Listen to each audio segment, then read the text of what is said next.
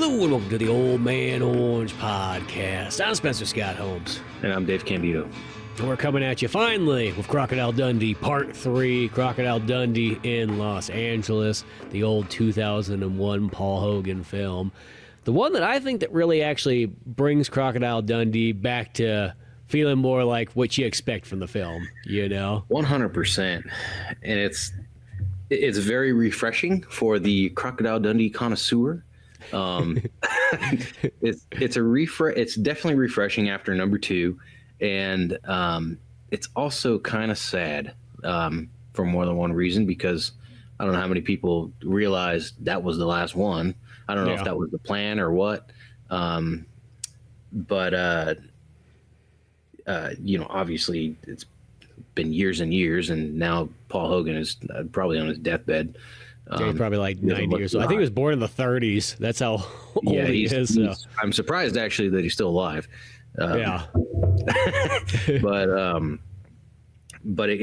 I feel like he kind of hints at the end of the movie, like, that's it. I'm not doing this again. But that said, it's a great film, and I'm so happy they made this film after making number 2. The fact that it took so long, oh well. But the fact that it came out in the year that it did, I think, was a good thing for a lot of the jokes, so on and so forth. But yeah, man. I mean, it was. I would say, just right off the bat, before even getting into it, if you're gonna rate the 3, if you're gonna compare the 3, I think the first one and the third one are almost neck and neck in quality. And I still the first one for me is gonna be like my favorite. It's just a classic. It is. You can't outbeat that. Can't replicate that. But 3 comes in, I think, really close, though. I think it nails the vibe and feel of what you'd want in a Crocodile Dundee movie, like, really well. I remember when I was a kid, the new character they introduced was Jacko. And when I was a kid, when I saw this, I kind of thought, like, I didn't like that guy very much. But this time around, I definitely have an appreciation for him. I thought it was a great addition to the character lineup, and just super silly, just this big oaf, that. But yeah, no, I thought he was a welcome addition for sure. Well, they have a great introduction to him too. It's just in the very beginning. Where Mick Dundee's, he's out, like, wrangling crocodiles, and now they're at this point where they can't kill crocodiles, but they just, like, wrestle them and, have a tourist, attraction and everything like that. And, of course, Mick's out there on his boat, and a crocodile pulls it in, so he grabs up to a limb and is just up there hanging out. And then Jocko comes by and just looks at him and just goes, "Hey, what happened to your boat?" You're like, "Well, a big old croc got it." And stuff like that. "Well, how big was that croc?" And then all of a sudden just pops out, pulls a boat down, and they're both up there on the tree. He was that big. What's funny is, they were talking about him. They were talking about Mick, and then the second best crocodile hunter, Jacko or whatever. And so you didn't see that guy yet. And as that line's getting pulled in real tight, like that crocodile's just coming up on him like a 4-stroke outboard motor, and I thought it was a trick. I thought that that other guy was going to be, like, funny with Mick. I thought they were going to be these rivals. But sure enough, no, it's just this giant freaking crocodile. It's like, huh, okay. And then, I feel like maybe the guy that played Wally died by the time this movie came out, or something, because he's not in it. Yeah, I thought about that too. He's not in it whatsoever. He must have. Gosh, I kind of forgot about that, because everybody else almost comes back in this one. Like his Aborigine friends in there for a scene. Of course, Sue's in there and everything else. But yeah, I thought about that. I'm like, Wally's not in there. He must have not made it. Just curious here. You remember what that guy's name was?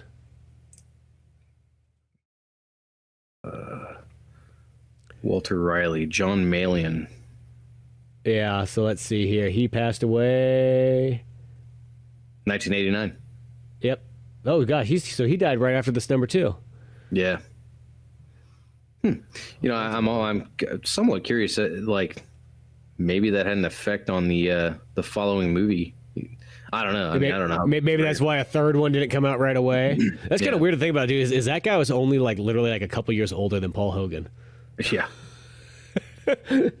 Paul Hogan's only 86, but he looks like he's ancient in recent photos, like 2024. I'll just do 2024 Paul Hogan. Well, I will say, like, Paul Hogan in like the Crocodile Dundee 2001, he looks really good for being about 60 in that. You know what I mean? He's like if you take Clint Eastwood and just hose him down in some formaldehyde. That's kind of that's kind of what Paul Hogan's looking like here. I'm gonna send you a link to this. Oh my gosh, that is rough. Poor guy. Guess that's what happens when you age. Yeah, that's another thing too. When you're watching this, you can really tell that the Paul Hogan's a little bit older. Oh yeah, I am looking at him right there. Yeah, he does have that Clint Eastwood like that, like get off my lawn kind of look. Clint Eastwood. You know who that was? Clint Eastwood. The best thing about that second movie. Yeah, where were those guys in this one? Damn it. Yeah, those guys weren't in here or anything like that. Eastwood. But like speaking of like the second one, because like the first thing we kind of mentioned when we were watching the second one is like it's like almost like the formula was kind of like interrupted by having that weird revenge thriller, drug smuggle thing going on there, hostage situation, all that kind of stuff. It's like we were saying, it's like, you know, the best thing you gotta do is you gotta just take Crocodile Dundee and just throw him in a new environment and then have him comment on things. And that's exactly what they do in this third one. He goes to Los Angeles and he can comment on this. I did kind of read somewhere that they were contemplating that it would either be Los Angeles or it'd be Las Vegas. And I was like, ooh, Crocodile Dundee in Las Vegas would have been actually kind of interesting too. Yeah, no kidding. It's like, yeah, sorry, we came with this idea 10 years later, you know. Yeah, but you know what's funny is when you think about it, they did a similar thing with the plot in the third one that they did in the second. I think it was just less radical. Yeah. You know, what's he doing? He's like kind of like a private eye. And that's yeah, he's literally this like foreigner guy, probably steals on his green card and somehow he's going around getting work as like an extra in movies. He's probably not even getting paid. We'll pay at the end of the month. Yeah. You know, not like he needs any money whatsoever. Sue has so much money. Oh, exactly. She's got a stupid amount of money that she can just go live in Australia with him and let him do his, you know, literally his like tourist attraction.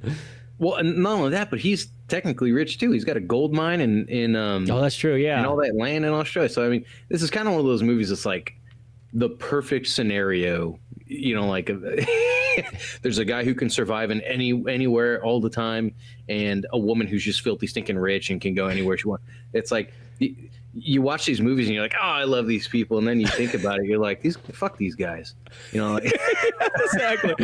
Yeah, it's like let's be honest, like Sue's dad's got like the biggest newspaper over in New York or whatnot like that. It literally goes from coast to coast because the whole point of this movie is that the dude who runs her dad's newspaper's West Side division in Los Angeles dies, and so Sue has to go over there and take over for, I don't know, 6 months or something like that. Yeah. So they decide to up and move. They're like, oh, we're going to leave Australia and all this kind of stuff, and we're going to up and move and go to Los Angeles. And where do they go to? They go to Beverly Hills, of all things. They can afford it. Yeah, they can afford it. It's not like Mick. The weirdest thing is Mick does not question that whatsoever. For a guy that looks like he's been like his blue collar his entire life, he does not question living like in Beverly. Like that's not like part of his commentary is that kind of stuff. You know, he's got no worries. Yeah, exactly.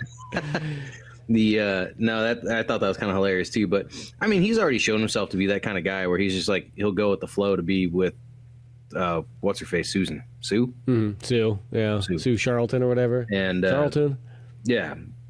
And he's down to have his kid have that experience and whatever. So, good guy, Mick.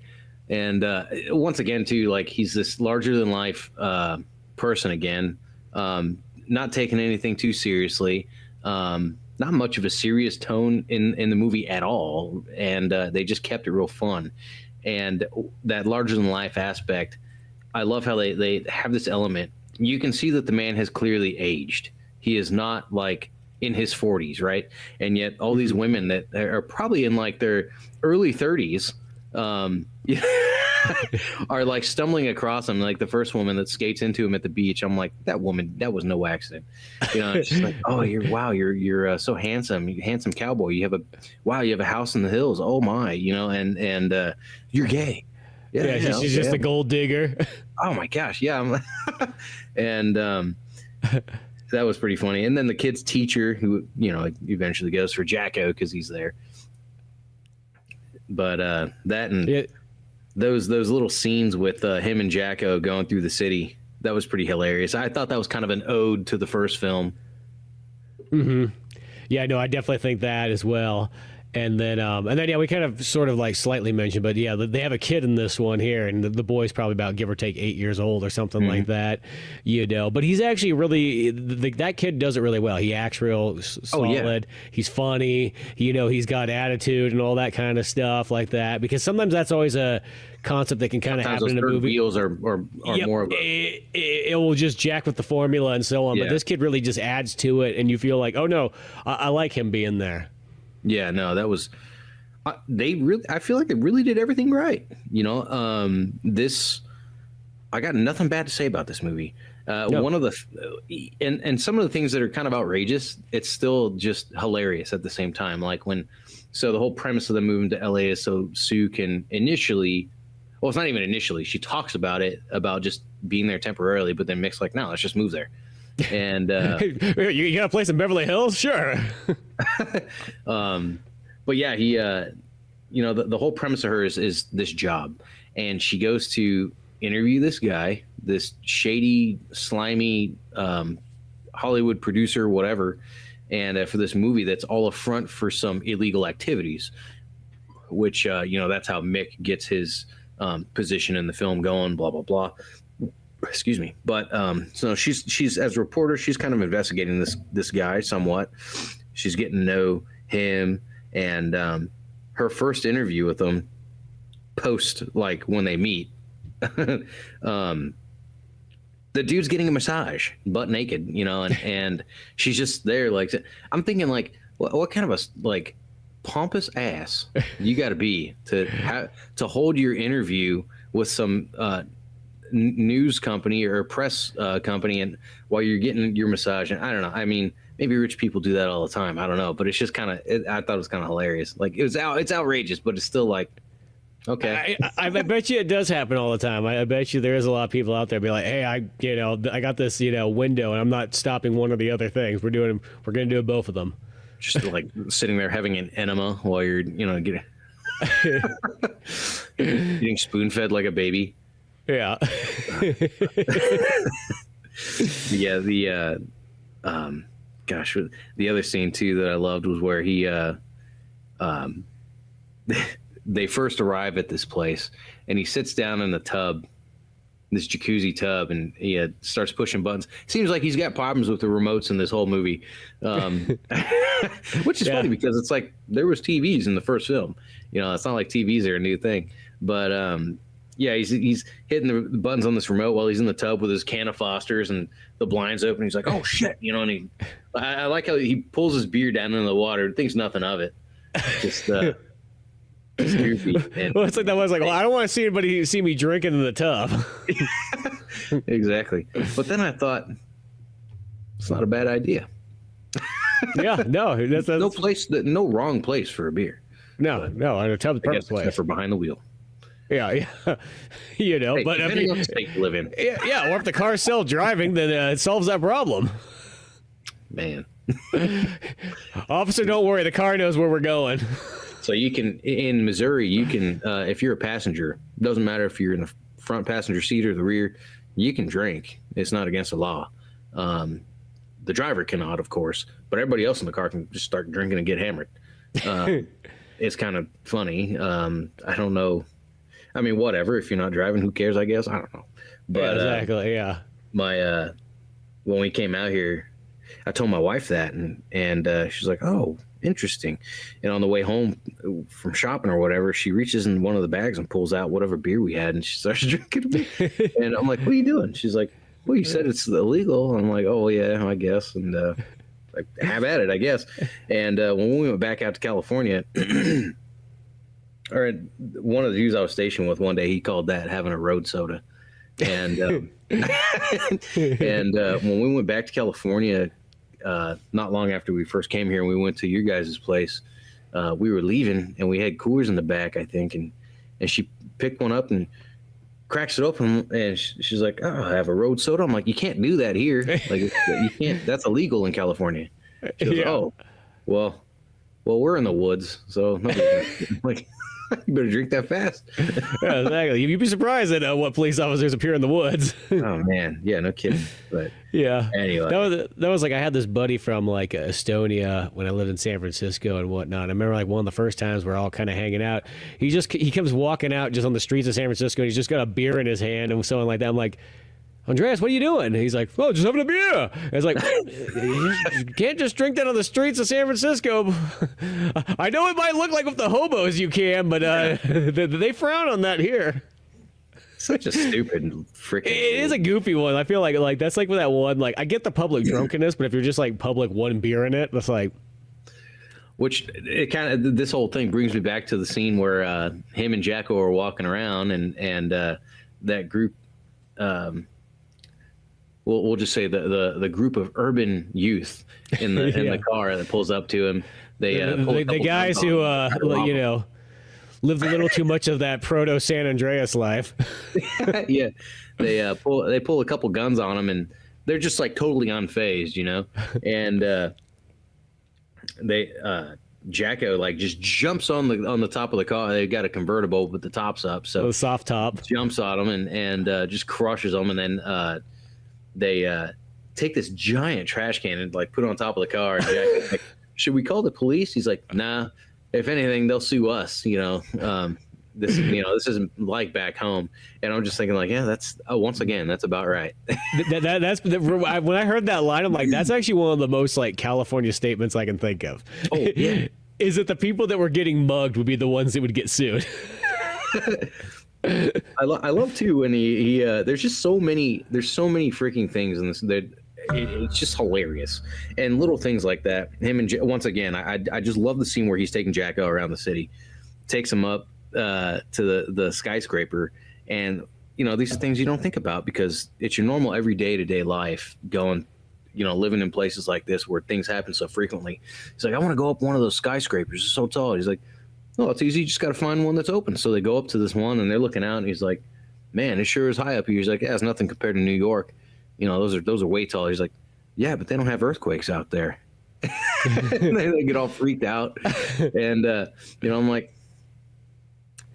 I might be shaking a little bit too. I don't know. But, yeah, just it's so funny. I love things that have, you know, like the element of culture shock in them, because I guess especially when they do them right. I don't know how well that would be going on these days in the film industry, but back then, you know, it was definitely the end of times where people didn't care about whether or not it was appropriate or whatever, you know. Mm-hmm. And definitely one of the movies that, you know, they still appreciate the value of a good joke. And I think this movie has a bit more comedic value than the first as well, and the second. I think they definitely. It's like one of those ones. There's more comedy in here, but it never outweighs like the Crocodile Dundee format. It's still very well balanced. And even I just think of like, once again, like the joke where they have like where they get mugged, because it's almost like a callback to the one, like, that's not a knife, that's a knife, like joke in the first one, but they do it completely different. That like, it's like, okay, it calls back, but it's not like they're just doing like the, hey, remember this joke? You know, it's like, it's literally a brand new, like, you know, kind of whole skit and everything that they go along with. And I think that's what makes this one really good, is that, you know, because that's a lot of times the problem, like when you get certain, you know, modern comedy sequels nowadays, you know, is sometimes that they do a little too much of like, hey, remember that joke that was really funny in 1993? Well, here it is again, pretty much exactly the way it is, but now the characters are older. You know, it's like you didn't really add anything to it. You just kind of are like pointing out like what was funny at one point. It's like, yeah, that was funny for that movie. You know? Yeah. Thanks for reminding me multiple times. Yeah, exactly. Like I haven't seen it before. And that's kind of like, I think I was saying it before, but that's why I thought The Hangover like was such a disappointment. It was like that first Hangover movie was in my mind, it was like the end of the comedy era, because I thought it was a good idea. I thought it was a clever movie. Had a lot of funny moments, a lot that were kind of, whatever. But I feel like that should have been a one-off. They did two more. I saw the second one and I was just like 15 minutes into the movie, I'm like, again, they're doing the same thing again. Like, it's just in a different place, but it's going to be all the same stuff. And it's like, I don't need to hear all these stupid, dumb jokes again. Like, it was funny the first time. It's kind of like you're like an annoying kid that keeps pestering you over and over and over. Like, the first time he does something, you're like, ha, all right, okay, get out of here, you rascal, and he just keeps coming back, and you're like, get the fuck out of here. It's like, I swear to God, kid. But yeah, and like I said, I didn't even watch that third one because I'm like, yeah, you got burnt out because that's what's going to happen. Like they're going to lose a guy on a vacation. They're going to spend the whole movie trying to find him, and then they do. He's going to be in a stupid spot. Like just like the first two. But yeah, so I mean, they keep it fresh, even though it's kind of reminiscent of the original. I love when they get on that tram that like they're going through that studio, the movie studio. Him and his Paramount. Kid. Yeah, they gosh, and they're about to not exist anymore.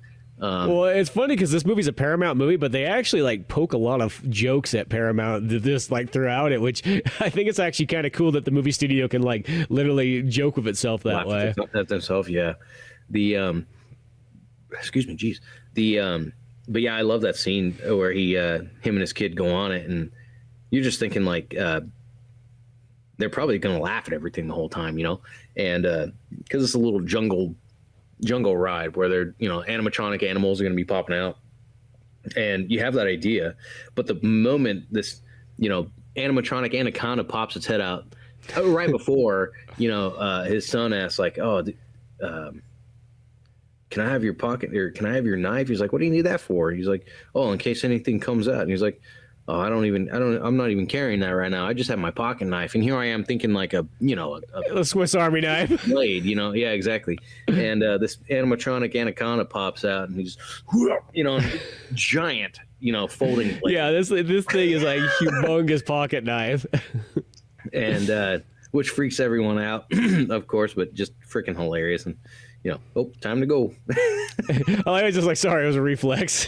Which is just kind of like I just always think of like in all the other movies where like a snake pops up and he just like snaps his neck and keeps going. That was so funny. That was like that one dude's playing the flute, like like and stuff, doing the snake charming and whatnot. Yeah, exactly. He goes up and just kills it, and then just walks nonchalant. That was my second favorite part of that movie. Just so good. Yeah, it's gosh, it's just such a shame there was no more of these movies, but I'll take what I can get. But yeah, I was also thinking about how weird it was, that lady in the second movie questioning her about how good and bad her husband was and this and that, and like it was kind of a weird conversation that went nowhere, and I'm like, this movie could have been done without that. But I love again, like the women in the film, his teacher, like just starts getting fascinated with all the crocodile stuff, and comes out, oh, there's an issue with your son. He's a great kid, but he's just making all kinds of stories up about your life, and he's like, what's he making up? Oh, saying that you hunt crocodiles and you shoot them or you kill them. And he's like, oh, no, he knows better than that. I just wrestle him, but I don't kill him, like. That's illegal. And then all of a sudden just hot and bothered for the rest of the film. Well, it's just funny too. It's like there's another part. I mean, I know we're talking about the funny scenes in the movie, but when he goes to pick up his son from school at Beverly Hills, and there's like those two kind of like just middle class yuppie guys standing there just talking about that stuff. They're like, oh, the boys are gonna go on a nice little camping adventure. It's gonna be good for them and everything like that and stuff. And like, Mick just kind of goes on talking about, he's like, oh, my boy, you know, like, when he was 7 years old, he, like, you know, I taught him how to, like, you know, spear hunt a pig or whatnot, you know, and they're just like, it's what? 7? He's like, and I just love the reaction. He's like, yeah, I know, it was a little bit late. I know, right? But I'm not gonna lie, I've never hunted in my life. I've only ever fished, which technically that's same here. And strangely enough, I've been fascinated by hunting, but it feels like it's just another one of those ones where it's just like you got to set aside all this extra time, and you know, it's just like so many things in life. There's a lot to learn. I mean, there's a lot to it, and it's not just you go shoot it and you're done. And that's hard enough in itself. You know, because if you're not skilled enough to do that, you're going to make it even harder because you're going to, you know, just wound. You're not going to kill. You're going to have to chase it. It might fight you back. And then, of course, then you have to wonder if you destroyed any of the meat, which I'm assuming here the person's hunting to eat it. But yeah, there's so much to it. And I never had an opportunity, and I also never really cared to. I don't disrespect the idea or whatever. I understand tradition and just knowing how to do that in case, you know, everybody always talks about, what are you going to do when shit hits the fan? You know, it's like, I mean, I'm probably going to die anyway, so I don't. Yeah, I probably will be the guy hitting the fan. Exactly. I will be the piece of hamburger meat that goes, you know, but aside from that, that's besides the point. I never hunted. And, but that said, I mean, grew up in the mountains like you did.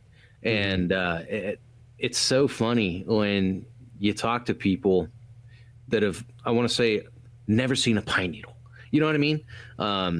And you try to relate about stuff, or you talk like it's so commonplace. Like, oh yeah, you know, I'd go down, you know, through this trail behind my mom's house, and I'd walk, you know, a couple miles through the woods, you know, and they're like, what? How did you not get lost? It's like, you know, and you're like, I don't have time to explain this to you. Like, and it's so simple. It's so simple. But when I was in the Boy Scouts years and years and years ago, I went to this snow camp that actually I think was up near Pinecrest, maybe. But was the one you go past Beardsley? God, I don't remember. Because there's a Boy Scout camp when you go up and past Beardsley, and there's one up there. It was called Klondike. That was what the event was. It was a 2-day camp. Like, you could spend the night overnight, but I didn't really want to do that. I was like, I'm not that far away from home, and it snows in front of my house. So yeah, I don't care.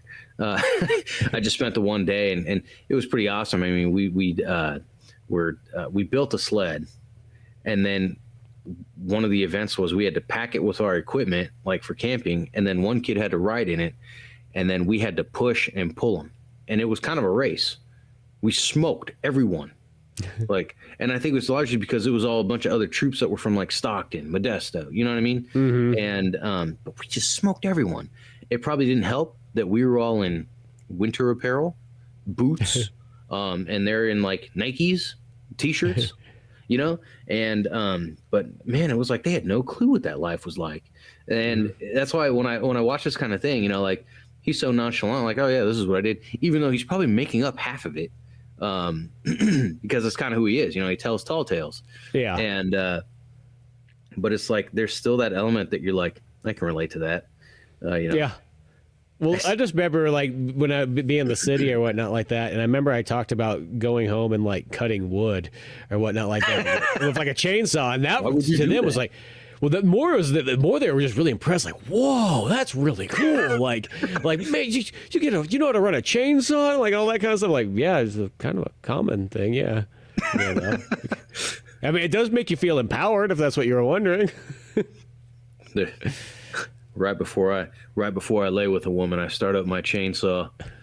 I just like to hear I like to put the engine against my balls. And then I think about lumberjacks. I don't think about women at all.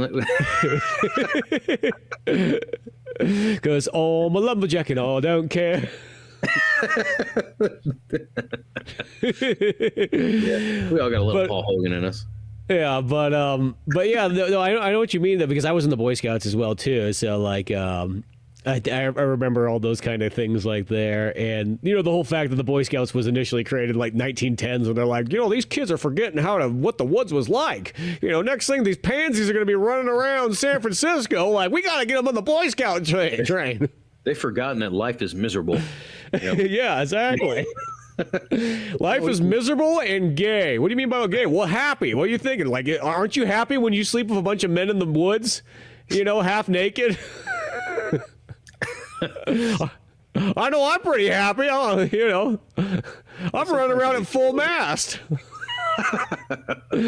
How can we find a way that we could get out in the woods and be with just a bunch of guys and a bunch of boys? God. They can't do that anymore now. Now they got to have the girls there too. You know, it's not Boy Scouts anymore. It's Scouts of America. It's just Scouts of America. That's right. And I feel bad because one time I still Girl Scouts. Yeah, and there's still Girl Scouts, but boys can't be in that. So what the hell? You know what I mean? Crazy. I feel bad because I've literally seen those Boy Scouts or the Scouts of America selling stuff out there, and I called them Boy Scouts, and then I realized there was a girl standing right there. Like, you heard me. Yeah. You want to be treated equally? Yeah. You are now a boy. Yeah, it's different. But whatever. Well, I think about the Boy Scouts, like, this is one thing that I bring up too, is like, when I was in Boy Scouts, that we used to do, like, you know, those, like, you know, sale things that, you know, all Scouts did. Yeah. They used to just drop us off in a neighborhood, and we would just go door to door, like unsupervised, you know, selling shit, you know. Which I remember I asked one of those Scouts of America, I'm like, you guys still do the door to door stuff? They're like, we haven't done that in years. I'm like, what's the point? Yeah. You know, and people wonder how their kids get kidnapped, right? Yeah. See, Boy Scouts are all armed, though. That was the thing, is everybody's got knives and so on like that, and bow and arrows and shit. Yeah, I didn't think about that. Yeah, you know, we gotta shoot those black powder rifles and everything. That was the most underwhelming thing I ever did. It was so lame. Like when I was in Boy Scouts, so there was a camp. You probably heard of it, Wolfboro, up Highway 4. Yes. I went there like 3 or 4 times, and that was I shot a 22 rifle. Might have been the first time, and I thought, man, that's cool. And then like the next day or whatever, or that evening, they're like, oh, we're gonna do black powder tomorrow for everyone that wants to try it out. And I was just in case the British invade again. Oh yeah, exactly. I was like, that sounds super cool. And so I'm like, oh, I can't wait. You know, and I'm in line, and it's taken forever. It's like you're at Disneyland, right? It's taken forever because you don't just put the bullet in and shoot it.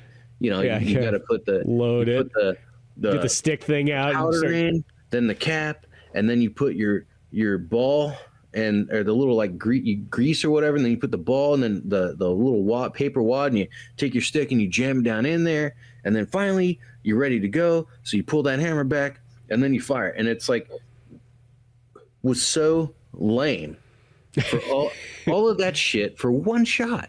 And the only cool thing would be if you had a revolver where you could load them, but then even then that'd take 4 times as long or 5 times as long, because you got to do the same thing with each cylinder. But the only thing is you could fire them faster. But then you're like, okay, well, I'm back at square one now. And but it was so lame because I shoot it, there's no recoil, so it's like I'm like, that was it, you know. And I'm like, well, I'm just gonna stick to shooting a stupid 22. You know, and give me a blunderbuss or something instead, so I could just jam a bunch of random stuff in here and just watch it fly out. But yeah, no, that was so lame. Well, see, that was the thing. That was how you could learn that. Like, now you know why the Native Americans used to overwhelm the settlers is because they had to take so long to reload that gun. Yeah, and they would, how many arrows can you fire off in that amount of time? A lot more than your stupid musket. But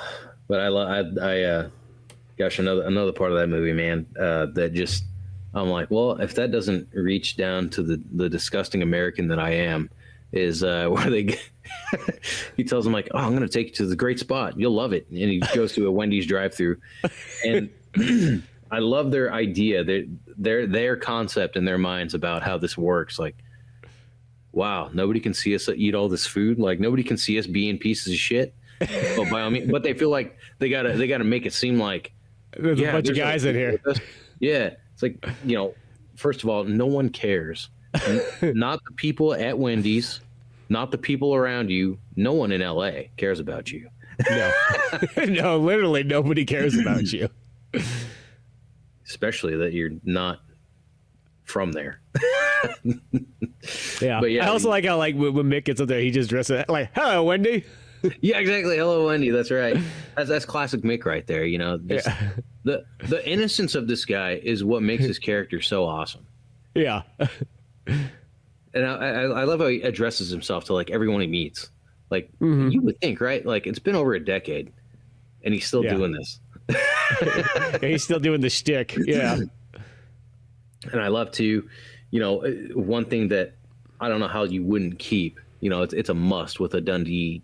Anything Dundee is how good he is with animals, right? Mm-hmm. And so back to the story, his wife goes to interview this guy, this shady film producer, whatever, to know what just more about what he's doing and this new film, because apparently the prior film sucked, and just get the scoop. And she thinks something's up with him automatically. She's like, yeah, I think he's lying about everything. He's creepy. There's something going on there. And Mick is like, oh, well, you know what? How about I just go undercover? Just have somebody, because, that's another, that was one of the other hilarious things too, was he thought that when somebody asked him at the party he went to with Sue when she met that guy was, oh, you're Australian. Do you know Mel Gibson? And he thinks it's this guy back home that runs the pub or something called Malcolm. Yeah, Gibson. Mal Gibson. So he's telling everybody, yeah, I know Mel Gibson. Yeah. And how he burns his house down and with his pants down or whatever. I don't know. But it's just freaking hilarious. But he gets contacts that way. And see, he just makes friends everywhere he goes. That's one of the beautiful things. If you just got some bullshit story to tell, people are going to like you, usually. Yeah. And you got a friendly attitude, only assholes are going to say, oh, I hate that guy. Yeah, literally. And mostly it's because they're jealous. That's most of the guys that go like, oh, I hate that guy. It's because they wish they had that attention. Oh, absolutely. Oh, another thing. We were talking about Breaking Bad recently and Better Call Saul. Mike. Yep. Yeah, Mike's in this. As soon as he showed up, I was like, that's Mike. Yeah, and looks the same as he does in Breaking Bad. I guess that's actually not that far away from Breaking Bad. Ironically, it's actually probably less than 10 years away from Breaking Bad, but because wasn't Breaking Bad mid 2008 or something like that? 2009 or something. I thought it was about that time period, but yeah, he's in here. He's one of the main Yugoslavian bad guys in this film, which is funny actually because I thought about that in Breaking Bad. I'm like, this guy does look like he's kind of Eastern Bloc, but looks like a Polish guy or something. I don't know. But but it's funny that he played this Russian guy. And his introduction, of course, oh, I love all your movies. She's like, I'm not a movie star. He just turns around and walks away. he's so disappointed. But yeah, no, that was Mick's undercover work, his detective work. You can't argue with the guy's logic. And I love when he tells her, he's like, no, they're it's either drugs or weapons or whatever. Or he's like, drugs get imported, weapons get exported. So they're important drugs, and that's his conclusion. And that's his conclusion. And because he watches a lot of TV, that's where he's getting a lot of this information from nowadays. He's getting the television edge. Him and his son just apparently watch too much American wrestling all the time. Yeah. The kid even has he throws a little rock slogan in there. And I love how Sue has this kind of passive aggressive issue with that. It's like, what the hell do you care? You got $1 million. This kid could do nothing, and he's gonna be totally fine. Oh, not only that, but Mick's teaching him real shit. So he killed a boar when he was 7 years old. You know what I mean? Yeah. Sue, what did you do when you were 7? I love that's what I thought. Going back to how the third wheel is very well greased in this film. The couple scenes that they show of the kid are pretty fantastic, where they show him in class, right? And he's looking around. He's like, what the, and I'm thinking what's wrong with this kid? Does he have to take a shit? And I really thought maybe that was what it was. And he just asked the teacher, oh, are are you afraid of rats or do whatever? He has some question about rats. He asks if they're common, like are giant rats common? You know, it's just like, why? And he's, because there's one on the bookshelf, and they all freak out. And it looks like he took an eraser or something and just, right away just chucked it, just like his dad would too. Yeah. And hits it. Is it dead? No, I only stunned it. Dad says not to kill anything you're not willing to eat. But no, it was just it's just fantastic. It's not a stupid scene. I'm really trying to think of a scene that like doesn't have to be in the film. And yeah, there's nothing unnecessary. No, I guess at this point, everything in the film that you could choose to be unnecessary, you could take out. Sure, the skunk scene doesn't need to be there. Some of the scenes with Jacko and Mick don't exactly need to be there. They're not story imperative, but they're great. I was going to say icebreakers, but that's not really what I'm thinking. You probably get where I'm going though. It's like they're good. They kind of break up the monotony a little bit. You know what I mean? It keeps it fresh. Every scene where like in that second film, I felt like it was void of that. No, it didn't have any of those like almost like skit scenes is the best way to sort of say it. Like it's just little skits because that's like the skunk one too. It's like literally on the highway. Like they literally like they're like on like I don't know what they're driving on right there, but like they literally just slam the e-brake, And I like how one thing is Mick's always driving the Subarus in here because literally Paul Hogan. Yeah, because he was the guy selling those for like 5 years. Like he was in all those commercials, which I kind of forgot about them. Like when we were doing the other movie I saw, and I kept sending you those. I'm like, dude, I remember all these from back in the day. So he's driving the Subaru Outback, which ironically, you got Crocodile Dundee, like the most badass guy driving a Subaru, and then the Subaru really just becomes the lesbian mom car in the long run. It does. Somehow, some way, that's what happens. And ironically too, it's like. Subarus are always those cars that like they technically handle better than almost any other vehicle, like in like harsh weather or anything like that. Yeah. But everybody who drives one of those, they drive them so slow and cautiously and like morons. It's like you're like, dude, that thing will do totally fine. That will outperform any pickup truck or anything like that. You have no problem. Yep. No, you got that right. And that was hilarious too. The skunk aspect was pretty funny, but what I appreciated even more than that was just the fact that like, it's exactly how people are. They didn't really tell anybody anything. Mick didn't say anything other than it's all right. We got him, and thinking it's a dog. And then of course, what's hilarious is they don't even hardly know what a skunk is, right? Only the kid, barely, because he's seen it like in school. And but all of a sudden, they all jump out of their cars, the other people. What's going on up there? Oh, it's a guy. He's got he's says whatever, and then somebody else says, oh, he says he's got a bomb. And and the lady's like, he's got a bomb and he's gonna blow everyone up, is what he said. And it's just like one thing led to another. They all just take a hike, and it's like that is seriously how people are. Yeah, just telephones out of control. Oh man, it makes me think of those. Go ahead. Oh, I was gonna say, and then I love because then the police all show up and everything like that, and just the line that like Mick says to his boys, like, "Don't worry, it's just like police back home. They're your friends." It's like, yeah. Sure, man. Just like, just the nicest view of all this stuff here, and of course it all works out though. That's kind of how like Mick is. It's just like how in the second one he could be fishing with dynamite in like the New York harbor. Not a big deal. Like whatever. Like once they realize that's who it is. I swear, man, Mick Dundee's like SpongeBob. Like every day is awesome. He's just a happy guy. Like, oh, that's my pal over there. Yeah. And meanwhile, everybody else is Squidward, and and his friend Jacko. I guess that's Patrick right there. Yeah. I think Mick Dundee's never had a bad day. No, I don't think so. Even his bad days aren't that bad. No, I would say Crocodile Dundee 2 was his bad day. Yeah, exactly. He won. Yeah, he made it out alive. Yeah, no, it's pretty great. Mick, going back to the animal thing, I love how they retain that, and with the monkey, where so what happens with the deal about him kind of looking into what he believes is drug importation turned out to not be drug importation.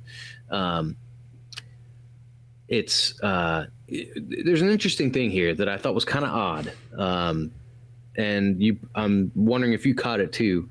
So the company that's bringing all the stuff in, one of the weird things that Sue brings up in the interview is how, like, why would you film in two different locations exactly the same? He gives some excuse like, oh, because we're giving jobs to the people in Russia, like, or whatever. It's kind of silly. And what happens is that's why Mick says, like, well, they're important drugs. So he gets hired through one of his connections he made at that party, and goes on to just act, I guess, but he's terrible. He sucks at acting. He goes in as an extra and kind of just screws it up. It's pretty hilarious. But then what gets him somewhere is being able to get the monkey to in this other scene to give this guy a can of Coke and a glass, where the monkey before was just like running around in a circle or something. And pretty much, like, Mick just shows up to tell everybody else that they're incompetent and can't do their job. Yeah, exactly. It's freaking hilarious. And so then after he's doing that, he sees all these paintings come in, and he notices that the people are like, oh, be careful with that, and he's like, what do they care? It's just a crappy painting, right? So he thinks that the picture frame is like solidified heroin, and so he takes a sample of it, and the forensics are like, no, it's just a frame. And then he talks to this guy who I guess is a specialist with art, like he knows his shit, and he's like, yeah, these are he's like, do you think they're smuggling these in? And he's like, no, because they were in a museum that was bombed in Yugoslavia, and yeah, he's like, well, that's because that's where they're bringing them in from, is Yugoslavia. I thought it was interesting because Yugoslavia was no longer a country, like way before they made this movie, and they were still referring to the area as Yugoslavia. But I don't know. Well, I guess because I was wondering if that was like a real event where like that museum kind of got bombed and so on. So I was like, okay, so you have that, and maybe that's in like the Yugoslavia time period, and then as it's gone on, it's changed, of course, names and so on, like so many places. Yeah, because because I looked it up because my wife was like, isn't she's like, when did this movie come out? I'm like, 2001. She goes, I don't think that's a country anymore, and and I'm like, well, I don't know. And no, sure enough, it was like Croatia. Well, that's the only one I could think of. Yeah. Well, it's like that happened to like a lot of them. That's like Czechoslovakia that became the Czech Republic and so on. And but yeah, so that ends up Mick's like, oh well, like, what about all these? And he's like, because that's where they're coming from as you go. And the guy's like, really? Oh, okay. And so then that's where Mick goes to. He's like, yeah, I'll go get you a painting, because the guy asked for one, and he goes in there, and then all of a sudden they're doing their big drug, or not drug, they're swapping their paintings and with fakes now that they've imported them, because nobody's going to notice on screen what they're going to do with them. I'm assuming sell them or something, because they didn't really go into great detail on that. No, it just seemed like they were using the movie to kind of say like, oh, we're the movie was to smuggle the things in, because the movie allowed them to say they're just props, yes. And then they could say like, well, what happened to the, those paintings, or whatever. Like, oh, they were just props, so we just kind of burned them like once the movie was done, and then they could take them. Nobody would question it any farther from that point, and then you could sell them in the black market art dealers or whatever, and see how that worked out. Yeah, exactly. And I gotta say I do like the. I don't know what you'd call this scene. It's not. I wouldn't exactly call any of them fight scenes, but just it's kind of. Mick Dundee is like the Bugs Bunny of live action, heroes. He's all. If you think about it, like these guys are trying to get him, right? But he can never. He's never caught. He's always like, oh, yep, nope, you didn't get me. Like always setting these people up, and it never fails. And it's just pretty hilarious. And as he's trying to get out of the building, out of the studio with this painting, all these henchmen are going after him, and he's just like taking care of them one by one. The most brutal one, I think, is the guy that climbs this like 30-foot ladder and after him, and Mick just kicks it back, and the guy's like, oh, and he's hanging onto a rope, that's attached to the whatever he's on. The ladder attached to this the safety rope or whatever. And Mick's just like he's holding the rope, and then the guy, like, I think he starts to pull a gun, and Mick's just like, and cuts it, and that guy's got to be dead. Yeah, there's no way that guy survived. I mean, you kind of have that sound effect that happened because you don't see it, but you have a sound effect like he crashed into something, but like a box or something. But yeah, but it's like that guy's totally dead. Or it's even like the other one too I like is where they're going through all these kind of doors in this one studio and whatnot like that, and Mick's going through multiple doors, and this other guy's following him up behind him with a gun, and Mick gets the idea after about like the fifth door. He's like, okay, I'm just going to crack it open just a little bit because the guy's busting through each one of these and so on. And then he sets the painting down and then runs up, and right as that guy's going to bust through it, Mick just slams the door shut, and the guy goes, bam, real hard into it. It's actually a pretty cool looking scene because it's like something like you don't see that. I've never seen that before, like in any other like action scene or whatnot. But like that style of taking a guy out. I wasn't sure. I thought the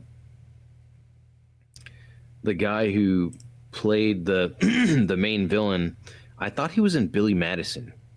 I thought he was the villain in that, but I think I'm wrong. No, he's not the. You mean Shooter McGavin? No, that's Happy Gilmore. Oh yeah, you said Billy Madison. Duh, I should have thought that too. But because they're both super Weasley.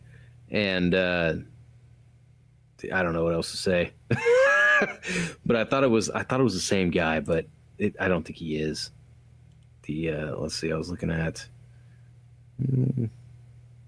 No, dang, they're kind of similar. Oh, he's in Bob. Yeah, they feel like that for sure, But that was a pretty satisfying end too that he gave them. Once again, nobody really dies. Typical Dundee. Oh, actually, people die in the second one. I forgot about that. I forgot that people died at the end.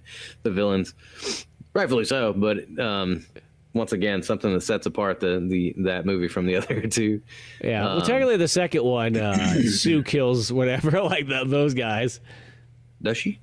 Yeah. Remember those? In the second one, yeah. That's what I'm saying. Like that. Yeah. But yeah, I gotta say that I'm hoping those lions were animatronics, because those things look starved to death. Yeah, they moved weird too. That was like the one thing I noticed. I was like, they were like, and they had just crazy eyes and so on like that. I'm like, is that? I've seen a few lions before, but like those felt like something was off on all those ones. Yeah. And then I got to say I talked about it in the beginning. Talked about it when we started, but I think where Paul Hogan or Mick, because it's in the movie, he says it. I think he kind of gives an ode to himself and kind of gives a hint that like he's done is where after everything's solved, him and Jacko and Sue, kind of defeat the villains, outsmart them, and get the cops and everything.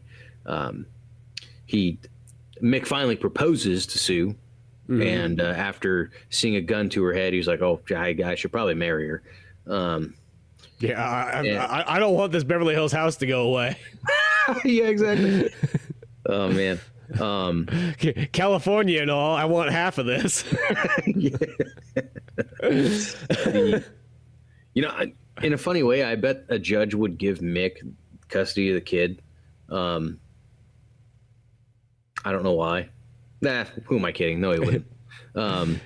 But no, well, there is that part where once again when the girl on the roller skates in Venice runs into Mick and whatnot, and she starts, trying to literally just like capture him and whatnot. She looks at the kid. She's like, "Oh, you got custody of your kid? Wow, you must be a good father then." Yeah, exactly. That's pretty hilarious. And meanwhile, she's a single mom. Yeah, probably. Drug addict. My girl, whatever she called her. But no, but yeah. So we've come to a close on a few things here. Like one more adventure down. He's proposed to Sue. They're going to make a life with each other, and then his kid's name is finally going to be Dundee. So everything's coming full circle here. And then that's where, again, like I said, I think this is where he hints that this is it. No more Dundee films is where he says, he tells Sue, like, yeah, that was some good detective work. Maybe I ought to be a private eye. And he looks at the camera and says, like, huh, what about that? Mick Dundee, private eye, instead of Mick Dundee, crocodile hunter or whatever. And he's like, nah, just kidding. And I was thinking at first, even though I know that there's no Mick Dundee private eye movies, I was just thinking, like, why wouldn't you do that? Yeah. Why? Like, it'd be great. But, once again, it's like, I guess all good things come to an end, right? Yeah, it ends on a trilogy, I guess you could sort of say, and that's kind of it. But it is one of those ones, like, you do just always feel like you kind of want more.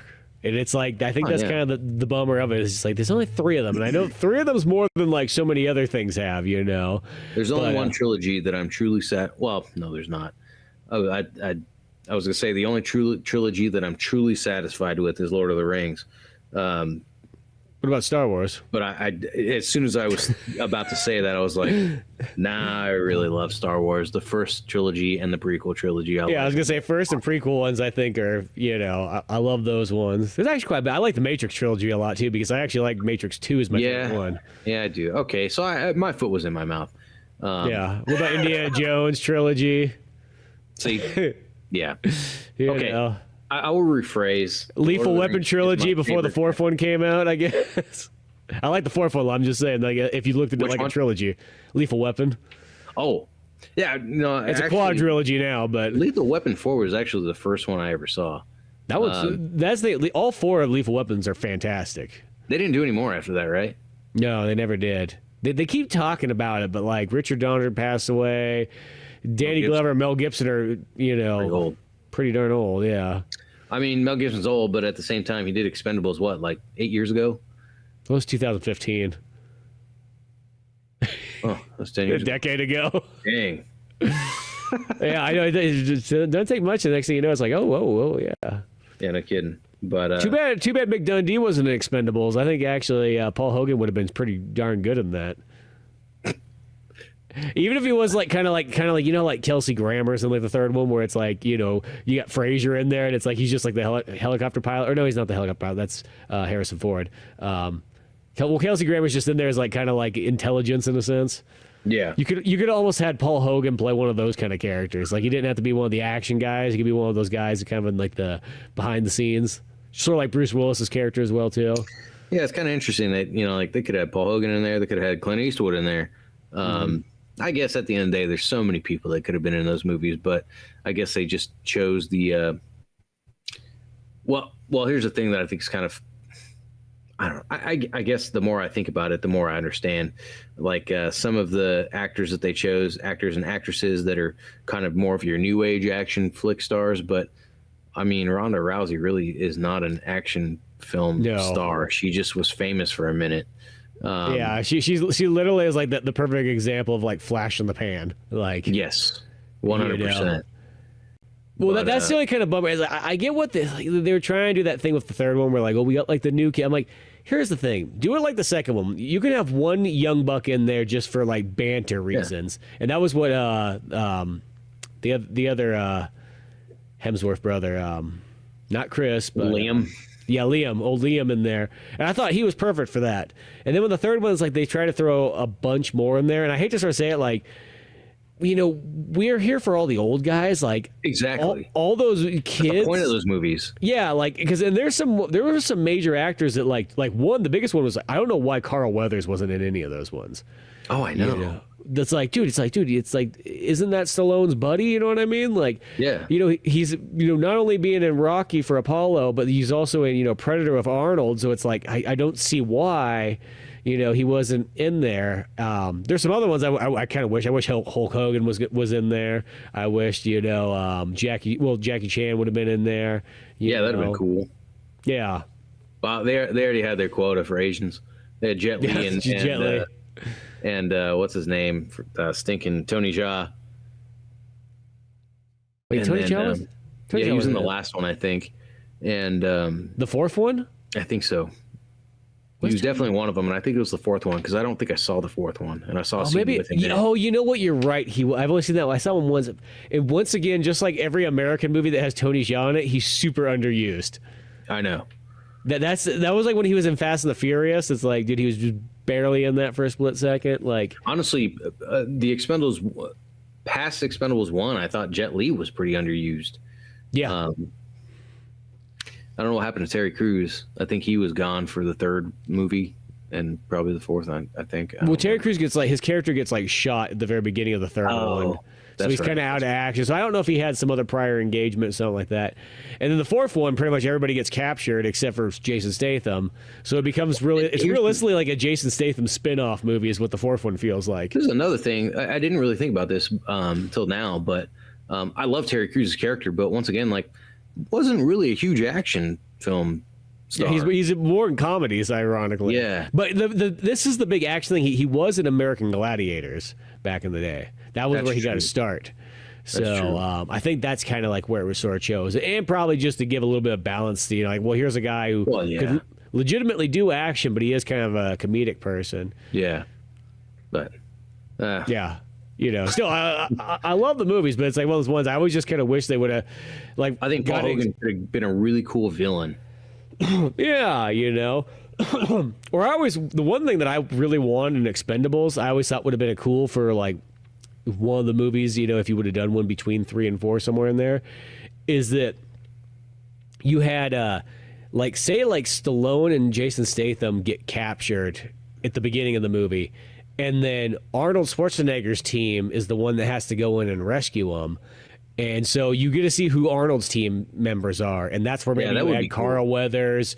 I think Jet Li, because him and like Arnold kind of became friends. So Jet Li jumps over there. And then you add in maybe 2 or 3 other guys.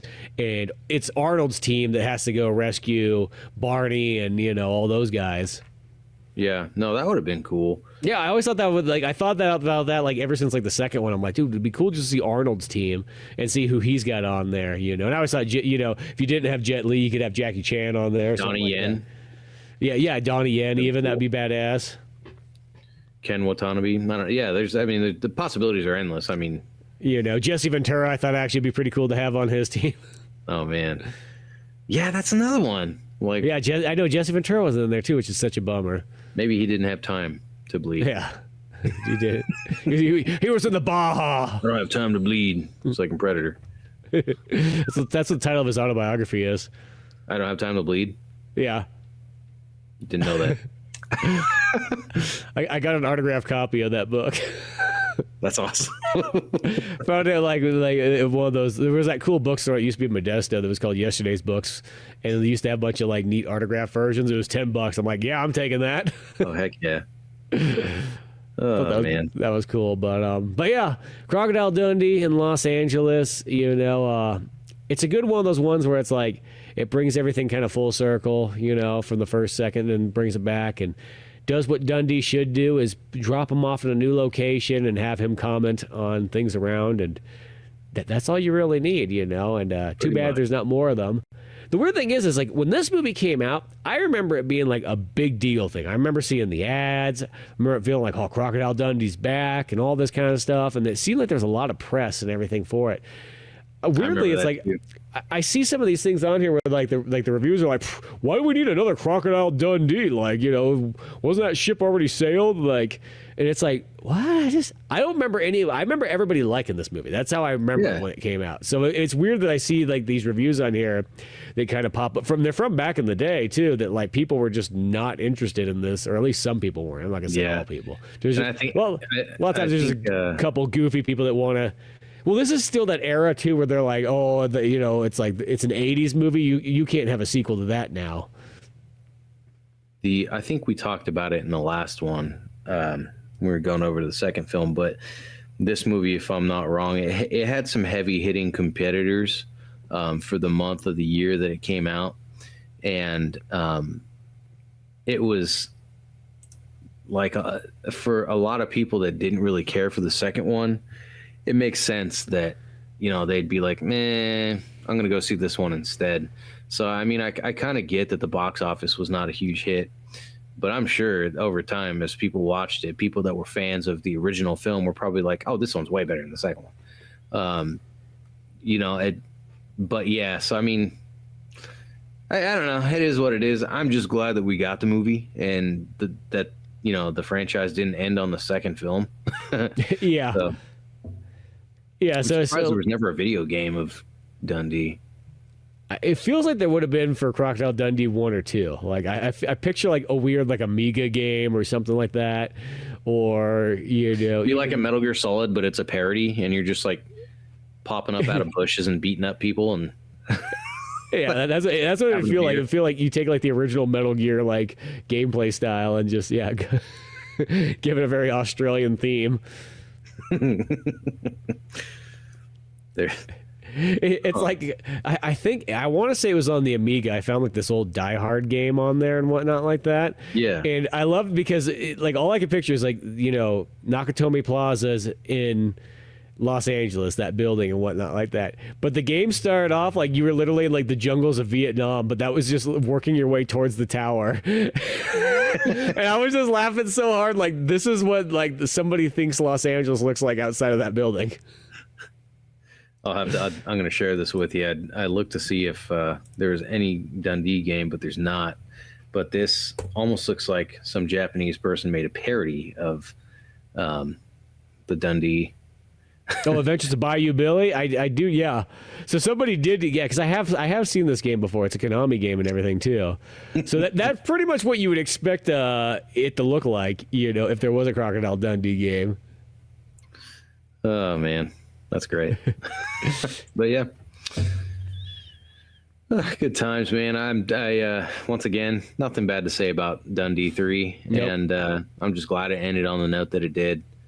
Yeah. My hat's off to poor Paul and that old bastard. He's got a bunch of other fun-looking movies that would be kind of neat to check out in the long run. Yeah, I remember looking at those. Yeah, there was one Western one that I think comes out like in 93 or 4 that's kind of after Crocodile Dundee 2. That one sort of, I found it on there, and I was like, that looked pretty good. Lightning Jack, I think, is the one. You know, but I wouldn't mind checking out some more of those, and just because that looks like that would probably have a similar vibe, you know, for Crocodile Dundee-ness to give you a little bit more. But But yeah, these are those movies, like, they are still fun. They're classic. You just have a good time. It's just that kind of era of humor where, like, you know, it almost can be kind of a little bit more light, but the jokes are actually almost funnier because of that. You know, they don't have to be raunchy. They don't have to be ridiculous. They don't have to be anything like that. It's like, no, it's just, here's just a cool character, good role model. You know, everything about it. It's like, who doesn't want to be Dundee? Of course. You know. Yeah, I want to be Dundee. Yeah, that's how I felt too the whole time. I was like, I'm literally walking around town carrying around a knife on my side. Like, yeah. I feel like I should be. If anybody asks, like, what do you got to that? It's like, well, you know, Mick Dundee. Who's going to argue with that one? But yeah, check out some more Crocodile Dundee. Go out, watch those movies if you haven't seen them in a long time. They're definitely well worth it and so on like that. They hold up well. They're fun. Just everything about it just makes you feel good inside. You know, makes you want to drive a Subaru. I kid you not, I was driving around today and I kept seeing like those 98 Subarus or something like that. You know, and I was like, there we go, Mick Dundee. That's right. But yeah. Till then, check out all the other Old Man Orange podcasts on Spotify and YouTube. Till then, I'm Spencer Scott Holmes. I'm Dave Candito. And we'll see you some other time.